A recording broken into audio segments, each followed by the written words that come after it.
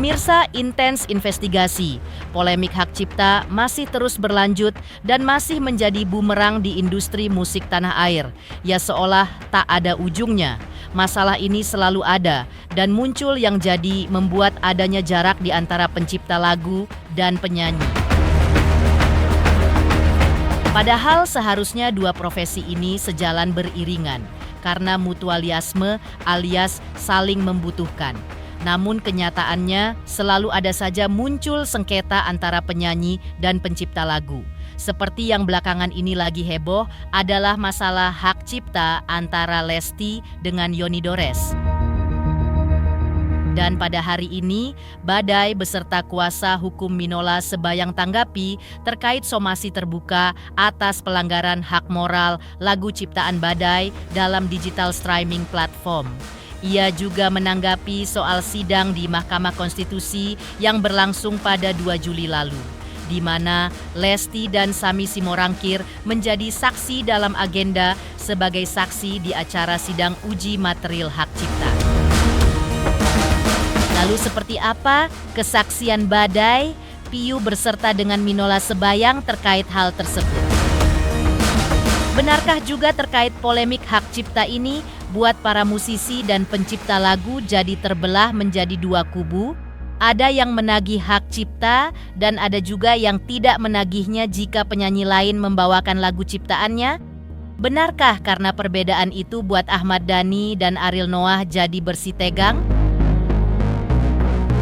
Lalu, seperti apa juga tanggapan Badai dengan pernyataan Ahmad Dhani kepada Ariel dengan sebutan sok kaya terkait perbedaan pendapat tentang masalah hak cipta tersebut?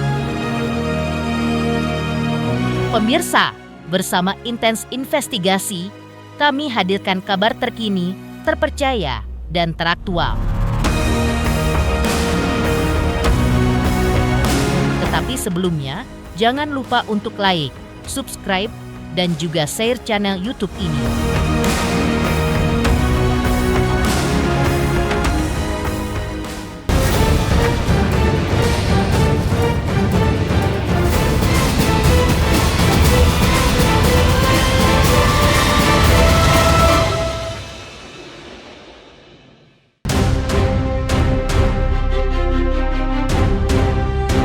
Polemik masalah hak cipta membuat para selebriti terbelah menjadi perselisihan dan perdebatan yang timbul terkait dengan hak eksklusif pencipta atas karya cipta mereka, khususnya dalam konteks penggunaan karya tersebut oleh pihak lain, baik dalam bentuk reproduksi, distribusi, maupun pertunjukan.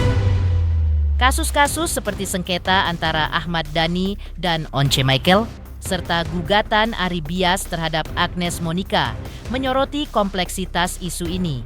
Dan yang terbaru adalah konflik masalah hak cipta antara Lesti dengan Yoni Dores, di mana Lesti dilaporkan oleh pencipta lagu Yoni Dores pada Maret 2025 terkait dugaan pelanggaran hak cipta. Lesti dituduh telah menyanyikan dan mengunggah lagu-lagu Yoni Dores sejak tahun 2018 tanpa izin.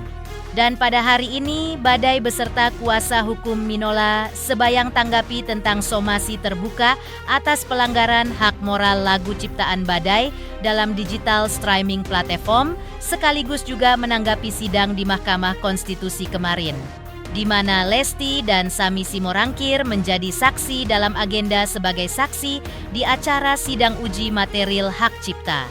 Sebagai mantan vokalis band Krispatih, di mana Badai juga sebagai mantan pemain keyboard dan pencipta lagu di band yang sama, Sami dilarang membawakan lagu Krispatih yang diciptakan oleh Badai. Dan jika mau menyanyikannya, harus membayar sebesar 5 juta rupiah. Maka beginilah kesaksian Badai berserta dengan Minola Sebayang. Bahwa sebelumnya pada tahun 2016 saya diminta untuk membuat sebuah lagu yang akan dinyanyikan oleh salah satu penyanyi di Indonesia, yakni Ryan Bono.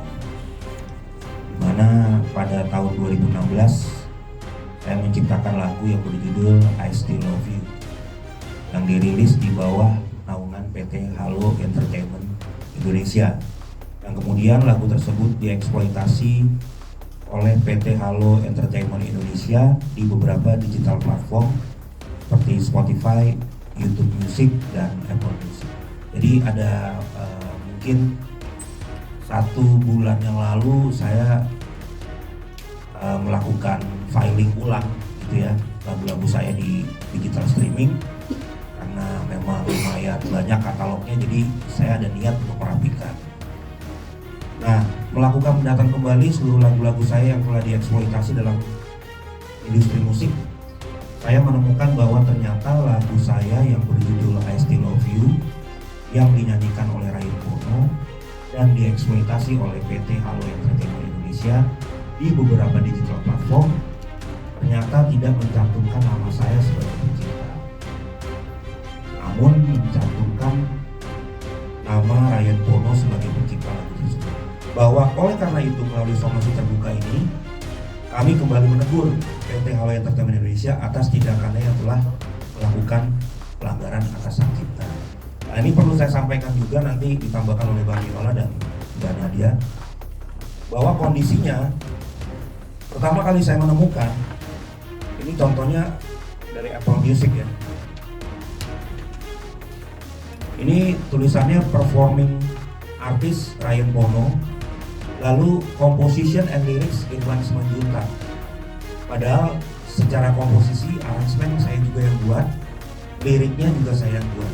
Jadi saya nggak tahu kenapa tiba-tiba ada nama Irwan Simanjuntak di sini. Ini Irwan Simanjuntak juga teman saya, gitu. Jadi mungkin ini bisa dipertanyakan karena tidak mencantumkan sama sekali nama saya sebagai pencipta. Itu musik.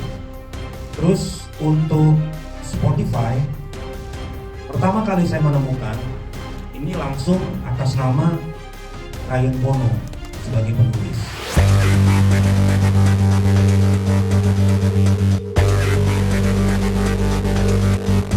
Dalam keterangan yang disampaikan dan dibacakan oleh Semi Simorangkir dan juga Lesti Kejora itu jelas ya, tidak ada lagi keraguan-raguan bahwa dia mengatakan sebagai pelaku pertunjukan. Ya, jadi artinya kita selesaikan selesai ya untuk berdebat tentang siapa tuh pelaku pertunjukan. Ya, banyak orang yang berpikir pelaku pertunjukan adalah orang yang menyelenggarakan, orang yang ini IO. Nah, ini ya, tapi sekarang dalam sidang Mahkamah Konstitusi yang mungkin juga bisa dilihat tayangan ulangannya di YouTube atau bahkan mungkin teman-teman media sudah melihat, mereka mengatakan bahwa sebagai pelaku pertunjukan, jadi jelas pelaku pertunjukan itu penyanyi, ya, pelaku pertunjukannya. Karena ahlinya juga mengatakan di Undang-Undang Hak Cipta itu tidak diatur tentang penyelenggara. Seperti yang sering saya katakan, kalau andaikan penyelenggara IO itu adalah elemen yang paling penting dalam Undang-Undang Hak Cipta, mereka harus dimasukkan dalam undang-undang tersebut, paling tidak dalam definisi. Ini itu pun tidak. Makin memanas ketika para selebriti seolah terbelah pada 2 kubu karena masing-masing pihak memiliki pandangannya masing-masing terkait polemik hak cipta ini. Terlebih saat Ahmad Dhani sebut Ariel sebagai sok kaya karena di kubu Ahmad Dhani mengatakan bahwa ia menagih hak cipta lagunya jika dinyanyikan oleh penyanyi lain, seperti pengalamannya yang terjadi saat Once Michael menyanyikan lagu Dewa 19 saat konser. Sementara Ariel Noah, kubu yang tidak mempermasalahkan jika karyanya dinyanyikan oleh penyanyi lainnya. Karena itulah musisi berusia 53 tahun itu sempat menyebut, jangan sok kaya yang diduga ditujukan untuk Ariel Noah. Dengan tegas beginilah ungkapan Ahmad Dhani tersebut. Dan seperti ini juga respon Ariel ketika disebut Ahmad Dhani sok kaya. Benarkah Ariel tanggapi santai pernyataan Ahmad Dhani tersebut? Sekali lagi kita tegaskan ya, untuk Bro Ariel tercinta dan tersayang, tidak perlu aturan untuk DDL. Tidak perlu aturan untuk DDL, aturan pemerintah ya, tidak perlu. Karena sudah ada undang-undangnya di pasal 81. Jadi nggak perlu ada aturannya. Kalau memang kalian itu, para penyanyi itu merek GHC ya, jangan nyanyi lagu kita. Kayak Once paling pintar ya. Once itu paling paham hukum, dia udah tahu kalau dia dilarang ya nggak nyanyiin gitu. Karena minimal ketika kalian sudah dilarang atau tidak ada izin tetap menyanyikan ya, itu secara etik kalian sudah bersalah. Secara etika moral penyanyi itu sudah bersalah, secara etik moral bersalah menyanyikan lagu tanpa izin. Belum ke jenjang hukum yang lain, apalagi kasus Agnes Monica sudah divonis oleh hakim bahwa Agnes bersalah karena tidak ada izin dan tidak membayar. Salahnya 2. Maka dari itu saran saya, udahlah, kalau memang tidak ada izin, jangan sekali-sekali berani.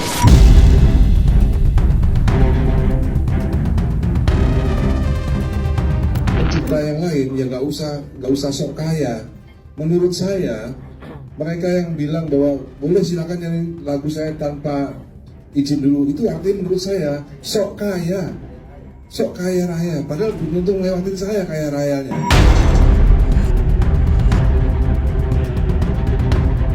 Ya, kalau misalnya Mas Dhani bilang sok kaya itu kan mungkin bahasa yang biasa Mas Dhani gunakan ya, maksudnya bahasanya itu bahasa obrolan biasa gitu, bukan statement yang resmi. Ya, saya cuma bisa bilang bukan sok kaya. Ini kan masalah tentang masyarakat luas ya. Jadi kalau misalnya pernyataan bahwa setiap kali menyanyikan sebuah lagu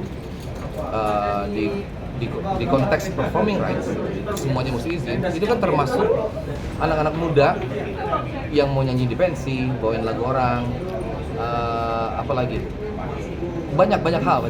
Jadi itu yang lebih menjadi concern-nya sih sebetulnya. Dalam dunia musik, perizinan lagu menjadi isu yang cukup krusial dan sering memicu perdebatan di antara para musisi. Salah satu diskusi yang menarik perhatian adalah tanggapan musisi Ahmad Dhani terhadap mengenai penggunaan lagu tanpa izin. Menurut Ahmad Dhani, sikap Ariel menunjukkan bahwa ia hanya memikirkan kepentingan diri sendiri tanpa mempertimbangkan nasib pencipta lagu lainnya. Hingga Ahmad Dhani pun menekankan pentingnya pemikiran yang lebih luas mengenai hak pencipta lagu. Dan tentunya perdebatan ini juga menjadi sorotan bagi pencipta lagu lainnya seperti Badai. Lalu seperti apa tanggapan Badai atas pernyataan Ahmad Dhani kepada Ariel dengan sebutan sok kaya terkait perbedaan pendapat tentang masalah hak cipta? Apakah ia setuju dengan pendapat Ahmad Dhani atau ada masukan lainnya? Ya namanya orang menyuarakan harta kan boleh-boleh aja. Dimanapun itu, mau di pengadilan, mau ya dimanapun itu kan adalah hak warga negara. Kita harus hargai. Penyanyi juga sebenarnya mungkin butuh tempat yang layak dan bijaksana untuk mendengarkan keresahan.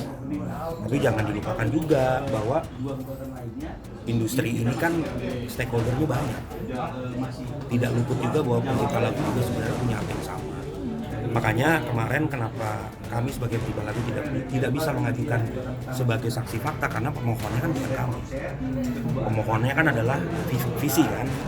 Nah, yang mana itu adalah notabene lebih tinggi. Jadi kami hanya bisa mengintervensi dari pihak terkait. Ya kalau mau dibilang berat sebelah ya mau gimana ya, karena kan kita nggak bisa mengajukan saksi fakta di MK karena memang kan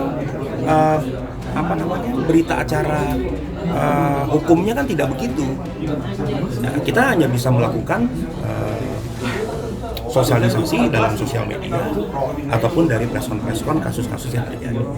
Yang jelas, saya ingin juga bahwa pemerintah dalam hal ini sudah waktunya untuk memberikan tempat yang sama gitu. Dan sampai hari ini kan pencipta lagu belum dipanggil sama DPR untuk RDPU.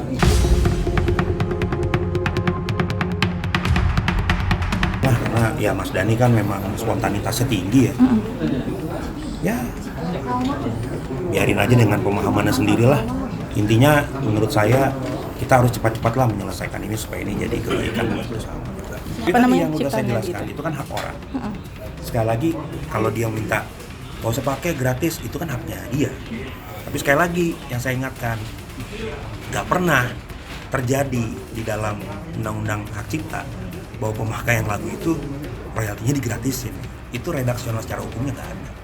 Jadi saya balikin lagi, saya reverse lagi. Berarti pernyataan itu adalah pernyataan yang tidak sesuai dengan ketentuan hukum.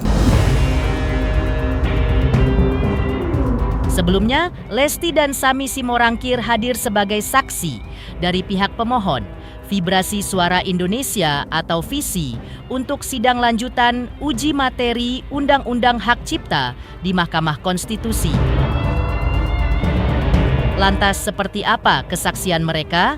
Benarkah Lesti Sampaya menangis dan mengaku resah karena sebagai penyanyi dirinya saat ini sedang disomasi dan dilaporkan ke polisi dengan dugaan pelanggaran hak cipta? Benarkah Sami juga merasa bingung dan sedih karena dilarang membawakan lagu-lagu Krispatih kecuali jika dirinya membayar 5 juta per lagunya?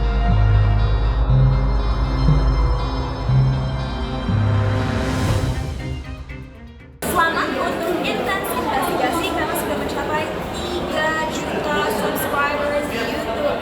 Sukses selalu dan all the best.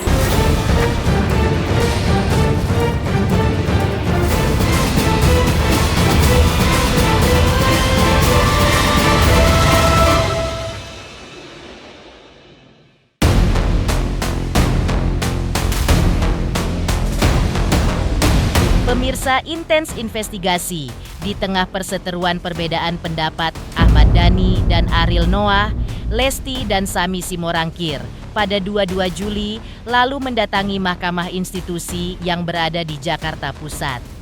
Dalam sidang ini, Lesti dan Sami Simorangkir hadir sebagai saksi dari pihak pemohon Vibrasi Suara Indonesia atau VISI untuk sidang lanjutan uji materi Undang-Undang Hak Cipta.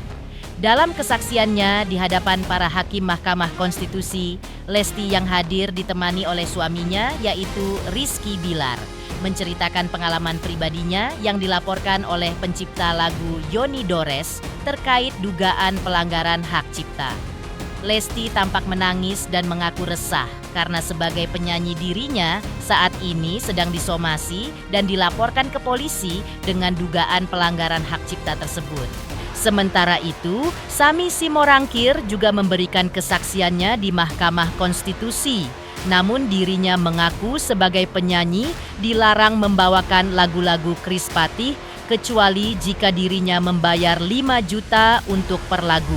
Pada tanggal 18 Mei 2025, saya mendapatkan informasi bahwa Bapak Yoni Dores secara resmi telah membuat laporan polisi terhadap diri saya ke Polda Metro Jaya dengan tuduhan melakukan pelanggaran hak cipta atas penggunaan lagu ciptaannya tanpa izin.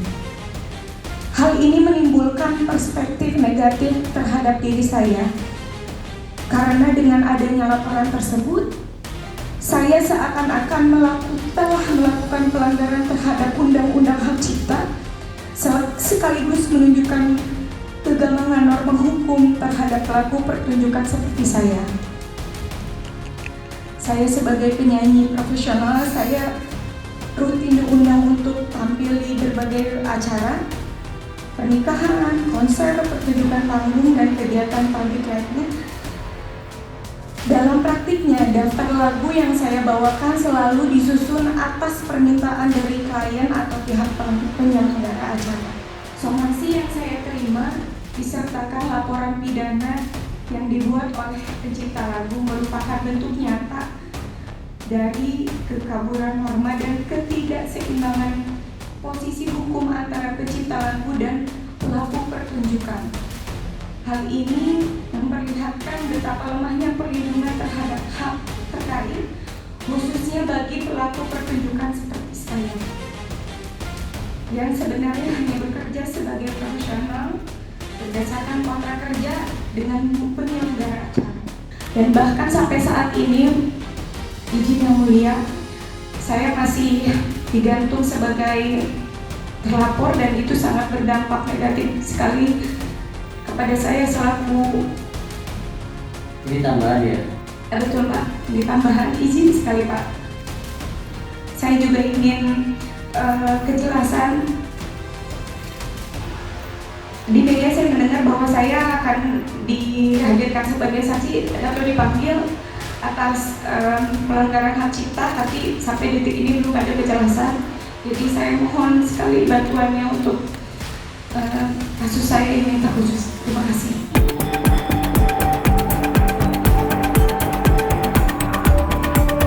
Alhamdulillah, yang pasti bersyukur karena tadi berjalan dengan lancar, dan saya juga sangat senang diberikan kesempatan untuk bisa menjadi saksi di sidang Mahkamah Konstitusi. Ya mudah-mudahan apa yang tadi saya sampaikan juga Om Semi sampaikan bisa menjadi pertimbangan yang baik untuk kedepannya. Kalau saya pribadi, saya tidak pernah mau menyimpan konflik itu kayak barang, Mas. Karena yang namanya kita menyimpan konflik, dendam pribadi, sakit hati itu sama aja kita menyimpan penyakit. Usai memberikan keterangannya, Lesti pun berharap agar masalahnya dapat selesai dengan baik dari pihak yang mensomasi dan melaporkan dirinya ke polisi, yaitu pihak Yoni Dores. Selain dapat dukungan dari sang suami, ibu dua anak ini juga mendapat dukungan dari Sami Simorangkir agar ia tetap semangat dalam berkarya, meski saat ini sedang disomasi dan dilaporkan ke polisi oleh pihak Yoni Dores. Sementara itu, diungkap Sami Simorangkir dirinya berdiri di Mahkamah Konstitusi untuk menjelaskan kepada hakim bahwa pencipta dan penyanyi tidak boleh putus hubungan karena sebenarnya memang tidak bisa dipisahkan.